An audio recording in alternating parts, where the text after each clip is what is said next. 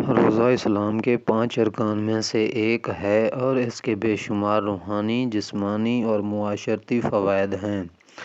روحانی فوائد: اللہ کی قربت: روزہ رکھنے سے اللہ کی رضا حاصل ہوتی ہے اور ایمان مضبوط ہوتا ہے۔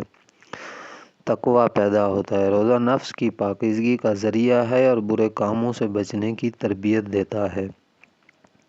صبر اور شکر: بھوک اور پیاس کی حالت میں صبر کا جذبہ پیدا ہوتا ہے اور اللہ کی نعمتوں کی قدر بڑھتی ہے۔ جسمانی فوائد: ڈیٹاکس: روزہ رکھنے سے جسم میں زہریلے مادے خارج ہوتے ہیں جو صحت کے لیے فائدہ مند ہیں۔ وزن کم کرنے میں مدد: روزہ جسم کی اضافی چربی کو کم کرتا ہے اور میٹابولزم کو بہتر بناتا ہے۔ ہاضمہ بہتر ہوتا ہے: معدے کو آرام ملتا ہے اور نظام ہاضمہ زیادہ فعال ہو جاتا ہے۔ بلڈ پریشر اور شوگر کنٹرول: روزہ رکھنے سے بلڈ پریشر اور شوگر لیول متوازن رہتا ہے۔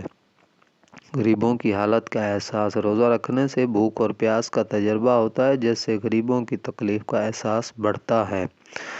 ایثار اور بھائی چارہ: روزہ رکھنے سے دوسروں کی مدد کرنے اور خیرات دینے کا جذبہ پیدا ہوتا ہے۔ خاندانی اور سماجی روابط مضبوط ہوتے ہیں۔ افطاری اور سحری کے وقت اہل خانہ اور دوستوں کے ساتھ مل بیٹھنے سے محبت بڑھتی ہے۔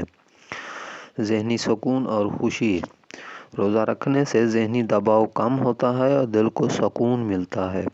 خود پر قابو پانے کی صلاحیت: روزہ انسان میں خود پر کنٹرول رکھنے کی طاقت پیدا کرتا ہے جو زندگی کی دیگر معاملات میں بھی مدد دیتا ہے۔